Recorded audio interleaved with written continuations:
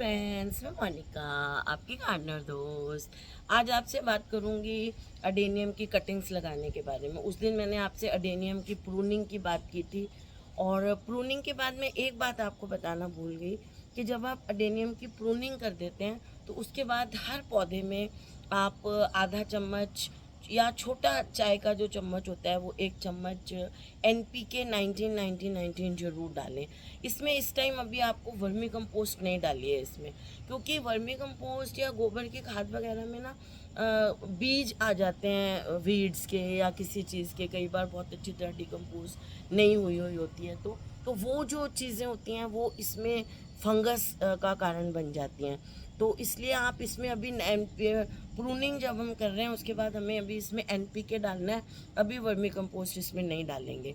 और फिर जब उस दिन मैंने वो जो कटिंग्स रखी थी और आज मैं उन कटिंग्स को स्कार फॉर्मेशन के लिए रख दी थी, उसमें थोड़ा सा जो ओपन एरिया है उसमें स्कार फॉर्मेशन हो जाए, और उसके बाद आज हम उसको कटिंग्स को लगा रहे हैं। 2-3 दिन बाद आज मैं उनको लगा रही हूँ, तो दिखाती हूँ आपको उनको मैं किस तरह से लगा रही हूँ। देखिए, ये मैंने तैयार कर लिया है गमला। इसमें जो मेरा सॉइल मिक्सचर है उसमें मैं रिवर सैंड बहुत ज़्यादा डालती हूँ। ये जो गमले का सॉइल मिक्सचर है ये जो है इसमें 1.5 पार्ट जो है वो 1.5 पार्ट इसमें रिवर सैंड है, 1 पार्ट इसमें गार्डन सॉइल है और 1 पार्ट इसमें वर्मी कंपोस्ट है। लेकिन ये पिछले साल का गमला है, इसमें अभी जो वर्मी कंपोस्ट है वो यूज़ हुई है, मतलब पिछले जो सर्दियों में पौधे लगे थे उन्होंने इसलिए जो वर्मी कंपोस्ट है वो ज़्यादा तेज नहीं है, क्योंकि कटिंग्स के लिए हमें खाद नहीं चाहिए होती है। अगर आप अपना सॉइल मिक्सचर खुद बनाना चाहते हैं तो आप ऐसे करें कि 1 हिस्सा रिवर सैंड लें और उसमें आधा हिस्सा गार्डन सॉइल मिला लें, बस आपका जो है वो तैयार हो जाएगा सॉइल मिक्सचर। मैंने इसमें थोड़ा सा राइस हस्क भी डाला है, क्योंकि जितना मैं इसको पोरस बनाऊंगी मीडियम को उतना अच्छा है। तो आपके पास राइस हस्क नहीं है तो कोई दिक्कत नहीं है, आप 1 हिस्सा रिवर सैंड लें और आधा हिस्सा मिट्टी लें। और अगर आप बिल्कुल रिवर सैंड में भी इन कटिंग्स को लगाना चाहते हैं तो लगा सकते हैं, बस फिर उसमें थोड़ा सा आपको वाटरिंग का ध्यान रखना पड़ेगा। और देखिए, मैंने खूब सारा ये फंजीसाइड डाला हुआ है, इसको अच्छी तरह मैं खुरपी से नीचे तक मिक्स कर देती हूँ और उसके बाद इसमें हम कटिंग्स देखिए कैसे लगाते हैं। देखिए, अच्छी तरह से इसको मिक्स कर देते हैं जो हमने फंजीसाइड डाला है, क्योंकि ये फ्लैशी कटिंग्स हैं तो इन कटिंग्स को बहुत ज़्यादा फंगस लगने का। अडेनियम ऐसा हार्डी प्लांट है जिसको सिर्फ फंगस से डर होता है और इसमें कोई ज़्यादा पेस्ट वगैरह नहीं लगते हैं। हार्डी प्लांट है, पानी भी बहुत नहीं मांगता है, बस इसमें जो डर होता है वो फंगस का होता है। तो खूब सारा इसमें फंजीसाइड आपको मंथ में 1 बार डाल देना चाहिए अच्छी तरह। तो देखिए, ये अब अपन ने तैयार कर लिया है सॉइल मिक्स, ठीक है। 1 हिस्सा रिवर सैंड और आधा हिस्सा मिट्टी, या प्योर रिवर सैंड में भी लगा सकते हैं। ये देखिए, ये सारी कटिंग्स हैं जो मैंने उस दिन कटिंग प्रून करके निकाली थी। इन पे से सब पे से मैंने पत्तियां हटा दी हैं, लीव्स, एक्स्ट्रा लीव्स हटा दी हैं इनमें से, और इनको स्कार फॉर्मेशन के लिए छोड़ दिया था। ये देखिए, ये ड्राई हो गया ना, इसको कहते हैं स्कार फॉर्म। कुछ मैंने आज काटी हैं, वो इसलिए भी हैं कि आपको बताऊंगी कि अगर ऐसी ताज़ी को आपको एकदम से लगाना है तो क्या करना चाहिए। ये देखिए, ऐसे ये स्कार फॉर्मेशन होना ज़रूरी है, ये देखिए। और कटिंग आप जो है ना थिक लें, मोटी कटिंग होगी तो वो बहुत अच्छी तरह चलेगी। बहुत ज़्यादा पतली पतली कटिंग्स लेंगे तो वो चल जाएंगी, लेकिन उनका बाद में रूटिंग होने के बाद भी उसका कई बार मरने का डर रहता है। लेकिन जो थोड़ी मोटी, इससे भी मोटी अगर कटिंग होगी ना, एक हमारे नेबर हैं उनके यहाँ पुराना एक अडेनियम था, उसमें उसको मैंने ना ज़मीन में लगा हुआ था, तो उन्होंने कहा इसको आप ना वो दे दो, बोनसाई का फॉर्म दे दो। तो मैंने उसको ज़मीन में से निकाला, उसका करीब 2 फीट डायमीटर का उसका कॉडेक्स था और उसमें ऊपर वो ना 4-5 फीट ऊंचा था। इतनी मोटे मोटे ब्रांचेस थी उसकी, इतनी मोटे मोटे, जो मैंने कट करी थी उसकी, और उनको लगाया और इतनी अच्छी तरह लगी वो ब्रांचेस, सब ब्रांचेस लग गई और उनमें बहुत जल्दी फ्लावरिंग भी हुई, इतनी मोटे मोटे ब्रांचेस।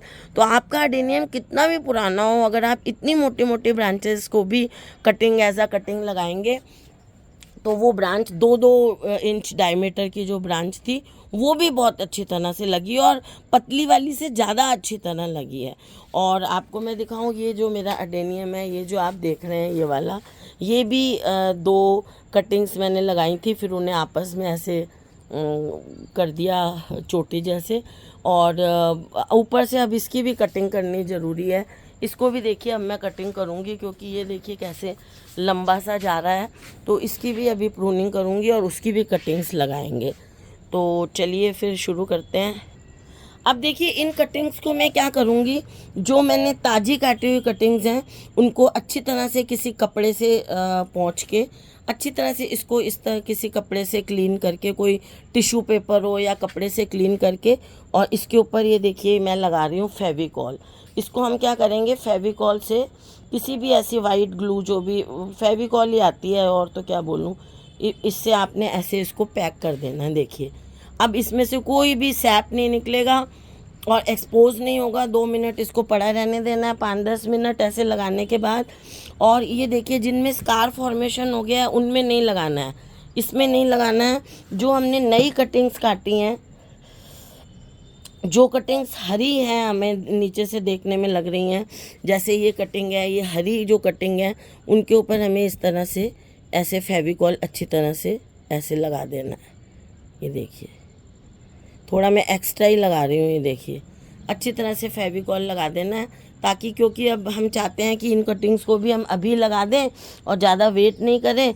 और जिनमें स्कार फॉर्मेशन हो गया देखिए उसमें ज़रूरत नहीं है। तो अब ये कटिंग्स हमारी जिन पे हमने फेविकॉल लगाया है, देखिए ये इंस्टेंट लगाना हो ना आपने, तो ये बहुत अच्छा तरीका है। फेविकॉल लगाया है, इसको अभी हम सूखने के लिए रख देते हैं 5-7 मिनट के लिए। और मिट्टी देखिए हमारी जो सॉइल मिक्सचर है, बिल्कुल देखिए अच्छा सा फ्री फ्लोइंग सॉइल मिक्सचर है, इस तरह का होना चाहिए। और अब हम क्या करेंगे कि ये जो हमारी कटिंग्स हैं इनके ऊपर हमने रूटिंग हार्मोन लगाना है। देखिए इसके ऊपर हमने अच्छी तरह रूटिंग हार्मोन का अगर आप बना के रख लें पेस्ट तो भी अच्छा है। ऐसे देखिए रूटिंग हार्मोन लगाना है। और ये जो आपको थोड़ा सा साइड में ये देखिए स्कार दिख रहा है, ये बन गया है, इसके ऊपर अच्छी तरह से हमें फंजीसाइड लगा देना है। ये देखिए अच्छी तरह से इसको पैक कर देना है, क्योंकि यहाँ से कोई फंगस नहीं जाए। और अगर हो सके तो, अब मैंने तो फंजीसाइड लगा दिया है यहाँ पे, हो सके तो ऐसा कोई स्कार बना हुआ हो तो उसके ऊपर भी आपको जो है वो फेविकॉल लगा देना है, तो उससे ये पैक हो जाएगा, तो फिर यहाँ से कोई फंगस अटैक नहीं होगा। और बस हमने ऐसे करके करीब इसको 1.5 इंच के करीब इनको हमने मिट्टी में जो है वो दबा देना है। ये देखिए ये मैं रूटिंग हार्मोन एक्चुअली मेरा ना बारिश में भीग गया तो थोड़ा सा उसका टेक्सचर बदल गया, तो वो ऐसे ही लगा रही हूँ मैं। देखिए अब ये रूटिंग हार्मोन लगाती जाऊँगी, इसलिए आपको थोड़ा मिट्टी मिक्स हो गई उसमें, कलर रूटिंग हार्मोन का अजीब लग रहा होगा। बस ऐसे ही लगाते जाना है हमने।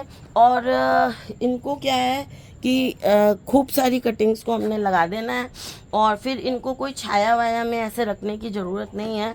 बस थोड़ा सा ऐसी जगह रख दें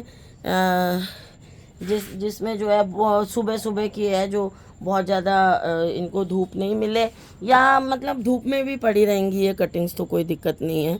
बस इनमें आपको पानी का ध्यान रखना है कि पानी ना इनमें कम होना चाहिए, ना इसमें पानी ज़्यादा होना चाहिए। देखिए इस तरह से मैं इसको लगाती जा रही हूँ इन कटिंग्स को। पत्तियाँ मैंने इनकी जो है हटा दी हैं रूटिंग हार्मोन लगा के, क्योंकि ये देखिए बहुत सॉफ्ट मिट्टी है, इसीलिए मैं इसमें होल करे बिना डायरेक्ट लगाए जा रही हूँ। देखिए कितनी सॉफ्ट मिट्टी है इसमें, ये ऐसे लगती जा रही है। ऐसी जो छोटी कटिंग्स है ना, इतनी इनको आप लगा भी सकते हैं, लेकिन इनकी लाइफ जो है ना बड़ी डेलिकेट होती हैं। ये कई बार बहुत अच्छी रूटिंग होने के बाद भी ये बाद में मर जाती हैं। कभी पानी नहीं दिया आपने, एक दिन रह गया, या ओवर वाटरिंग हो गई। मेरी पतली कटिंग्स बहुत अच्छी चल रही थी, अभी बारिश के दिनों में या मेरा ख्याल गर्मी में जब पानी वानी नहीं दिया गया तो वो ख़राब हो गई। तो थोड़ी जितनी मोटी कटिंग रहती है ना उसमें जान ज़्यादा रहती है, तो वो लगा देनी चाहिए। देखिए अब मैं इसमें पानी दे दूँगी और बस इसको यहीं पड़ा रहने दूँगी, और पानी का ध्यान रखूँगी कि इसमें ना तो पानी कम होना चाहिए ना ज़्यादा। ओवर वाटरिंग से ये बहुत जल्दी मरेंगे। तो इस तरह से आपने ये कटिंग्स जितनी ज़्यादा से ज़्यादा लगा सकते हैं लगा लें। फिर इनमें अच्छे से रूटिंग हो जाएगी तो फरवरी में हम इनको 4-4 इंच के गमलों में जो कटिंग चल पड़ेगी अच्छी, उसको 4-4 इंच के गमलों में शिफ्ट कर देंगे और हमारे नए पौधे तैयार हो जाएंगे। तो फ्रेंड्स, अगर आपको ये वीडियो अच्छा लगा हो तो इसे लाइक करिएगा, शेयर करिएगा और मेरे चैनल को सब्सक्राइब करिएगा। Okay friends, bye.